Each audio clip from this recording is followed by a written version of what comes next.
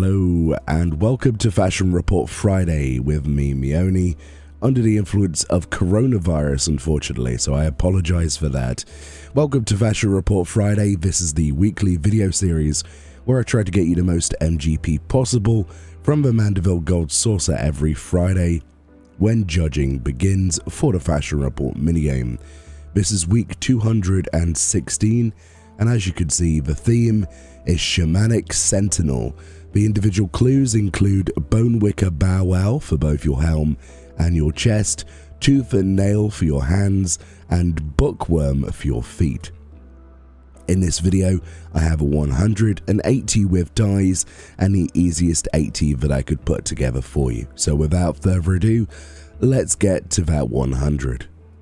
Alrighty then, as you can see, this is quite a sexy looking 100 this week, and that's partially in because of the Bone Wicker set. So for the helm, and indeed the chest piece, since they're both the same clue, we might as well kill two birds with one stone. Both the helm and the chest have to be a Bone Wicker piece of equipment. Now, Bone Wicker stuff drops in the Swallow's Compass dungeon, which was added back in Stormblood. You can do this and farm for the Whisperer's Mask, or whatever you might go for. I went for the caster one here, and obviously your chest piece will have to be the same role because they are role specific. So here's my Whisperer's jacket here with the Whisperer's Mask, which is the Thaumaturge and etc. the caster one. Both of those will be gold for your slots. There are no other alternatives, but of course doesn't matter what role you play, just get whatever the Bone Wicker equivalent of that is from the Swallow's Compass and you'll get gold for these two slots. For the hands then, I went for the Claws of the Beast. You can get these in the Gold Saucer itself for MGP. Basically this is an investment though. If you purchase these with MGP, you are able to use these for quite a few fashion reports. So, and they look pretty cool. I mean, they are clawed nails, so why wouldn't you want them? Yeah, but you're gonna have to spend MGP to get MGP. Basically, that's what it comes out at the end of the day. I can't find any alternatives at the time of recording. You might know of some. Leave a comment below with your alternatives. And finally, I went for the Sharlayan Philosopher's Boots. The main reason I went for Philosopher's Boots here is because of my chest and helm choice. It has to be whatever the role is that you particularly chose for the Bone Wicker stuff. Depends on what Sharlayan boots you go for.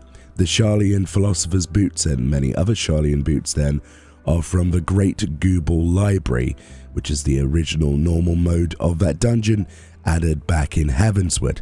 So go do that. It's actually the first boss, the Demon Tome. Once you've defeated him, he has a chance of dropping bangles and rings as well as boots. It took me about 4 attempts to actually get boots that I could actually use, so bear that in mind. And I don't believe there are any other alternatives at this point.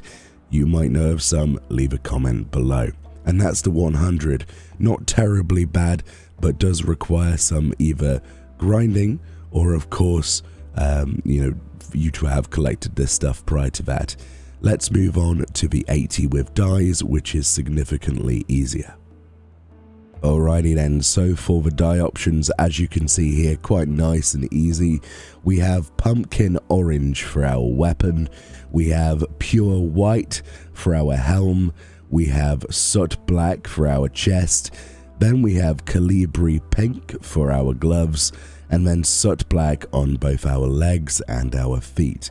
The only obvious problem there is the Pure White perhaps will be the most expensive to attain, either through real money or of course through retainers or the market board.